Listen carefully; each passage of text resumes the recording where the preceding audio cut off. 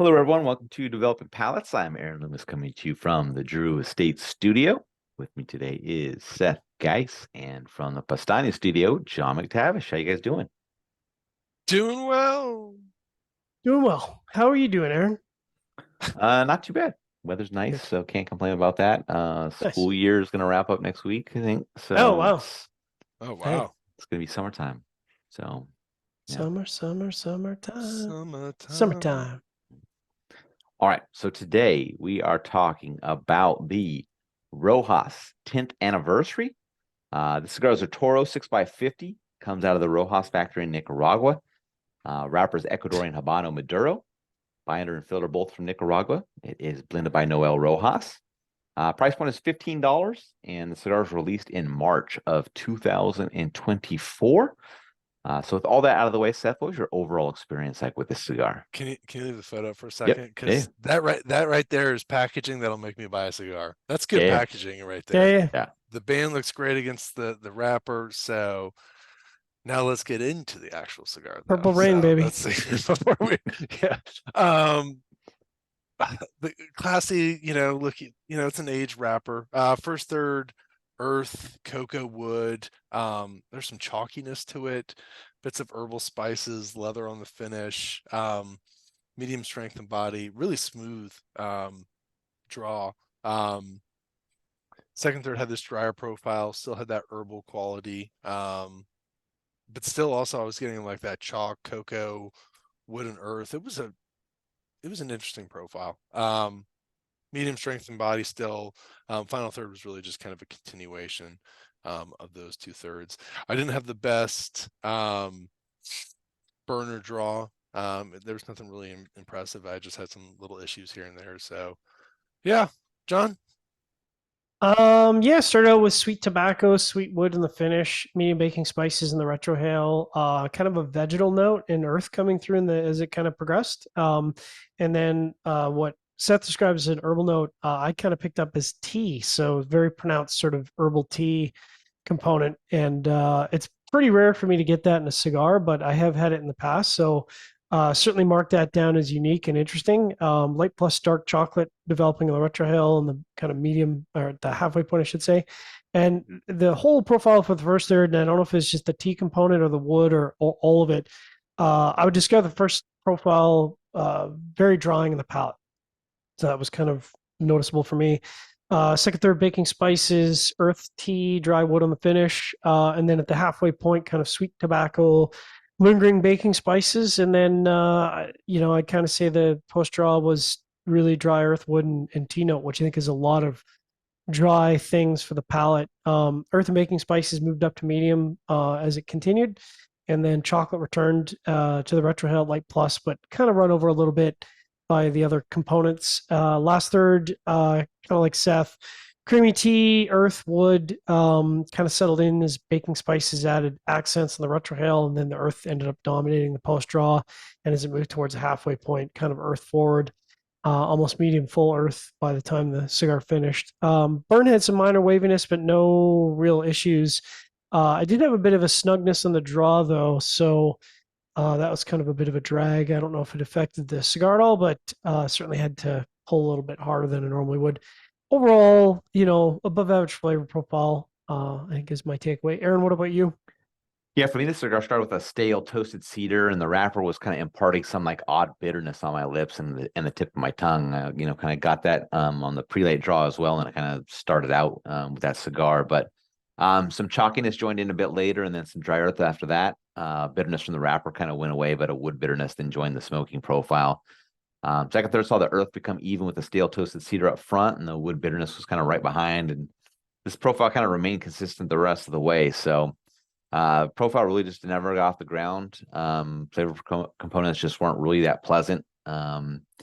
So I wrote my review that I was hoping you guys had a better flavor experience than me, because just what I encountered just wasn't pleasant. So nothing really bringing me back to the cigar. Like Seth said, I mean, the cigar looks great, but it just didn't smoke that way. So yeah, but I got some other things to say afterwards, but that's that for now.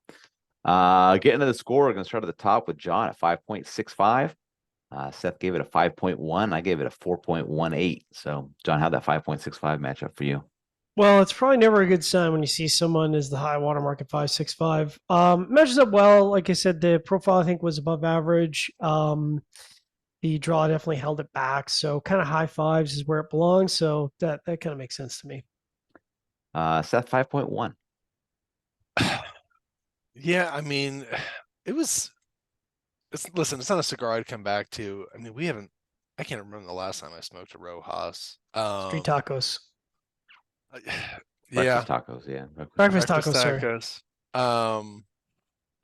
No, I mean, oh shit, there you go. I mean, it's just, it's not really a great 10th anniversary. It's really a funky, smokes like a Dominican, not even It does like smoke a lot like Nicaraguan. Dominican. That's a good way to put it. Yeah, it's, yeah, Aaron, take it away, man. I just, Yeah, my 4.18 matches up well. Subpar flavor profile throughout. Really good construction, but it just gets into the low fours. All right, here's my problem. One is I got a chuckle when I read your review, Seth, because I think you used the word confusing or something at one point. So, because I wrote in my review that I was confused by this cigar as well. So it seems yeah, like there might be a problem here. As a 10th anniversary cigar, I don't understand the flavor profile one bit. All right. My second problem with this cigar is for the self-proclaimed king of small gauge, we're going to do a traditional Toro for our 10th anniversary cigar. That makes no sense to me. oh yeah, doesn't he always like talk Lonsdale, about Lanceros? Lonsdale Yeah, it all up, those. short panatella, Corona. whatever you want to do. I don't, it doesn't have to be Lancero, it doesn't Corona have to extra. be like, Corona Gorda. but yeah, I mean, it just doesn't make sense. I don't understand anything about this cigar. Great packaging, but like, save it for something that deserves it. Like this just didn't match. I don't know. I was completely confused by this cigar all around. So Shock and awe, baby. yeah. No, the thing is, like, it may be shock and awe, but like, I don't know. Maybe he'll get a couple people who'll pick it up just because of the packaging. Yeah. What was But the price point of these? $15. Yeah.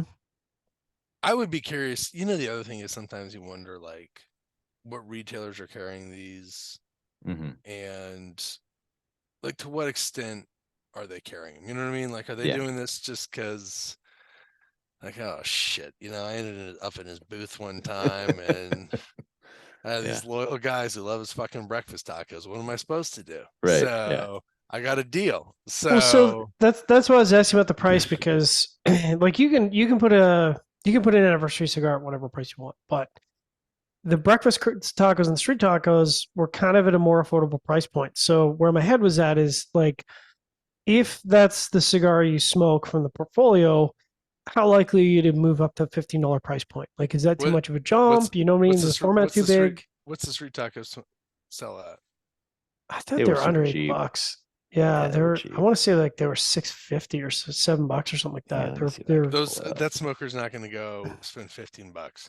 Well, it's like I said, it's kind of two things in my mind, and I could be off base. $6 for breakfast tacos. Yeah, so like No, you I got know to what get you're a guy saying, to go John. from 6 to 15, and you got to get them to go from what it really amounts to a 30 to 40-minute cigar if you're not huffing on it to like a 2-hour cigar. So there's a lot of I don't know if that matches up with the clientele. Yeah, but see, I know you weren't a big fan of this cigar, Seth, but John, June, and I all liked it, which was the KSG, which was the 7.5 by 38 Lancero, right? So we really enjoyed it. I remember that It one. was 12 bucks. 12 bucks. Boy, that was a while ago. Tweak that blend a little bit, make it a Lonsdale or something like that. Put your 10th anniversary band on it and go like that. If that's where you think you're strongest at, don't drop a Toro on us for a 10th anniversary cigar. I think we smoked that like October, November 2022. We published a review in August of 2020. So never mind. I was way off. Wow, man, that was like 10 years ago. Yeah. It was 2020. So, yeah. God damn. Yeah. I mean, you gave it a 5.28, but like when did I God, I wonder when I smoked that. The rest of us were all. I was 637 is the next lowest, but then it was John 687, June 707. So yeah. KSG. Good times, man. Yeah. Good cigar. More of that. See when I smoke some of these things. Plus, the format was great. I mean, I know that retailers say that Lanceros don't sell, but I mean, if you're a Lancero brand, then you shouldn't have an issue because that's what your consumers like. I think Exactly. Lanceros. I think it's just Lanceros. It's got to be just retailers in areas in which Yeah. there's certain people. Oh that yeah, sell no, I totally Lanceros. put it at the foot of retailers because not to shit on all retailers, but I think the average retailer, they don't necessarily have tobacconists working at the till, and so they're not going to work for a sale. They're not going to work to educate the customer. So they just, whatever turns, Yeah. and people want their big 6x60s, and they're like, okay, it sells, whatever. I'm not going to work at it. I'm not going to explain to them that, hey, man, maybe if you went to a smaller ring gauge, it would taste better. And hey, maybe if you didn't smoke a 6x60 in an hour and 15 minutes, you'd have a better experience. But whatever. Whatever. All right. Wherever you're catching this video, be sure to like and subscribe, but check out the full written review on the website, developmentpalace.com. Follow us on social media channels, and you can catch all of our review recaps on podcasts. So iTunes, Google Play, and Podbean. Thank you for tuning in. We will catch you on the next one. Rojas.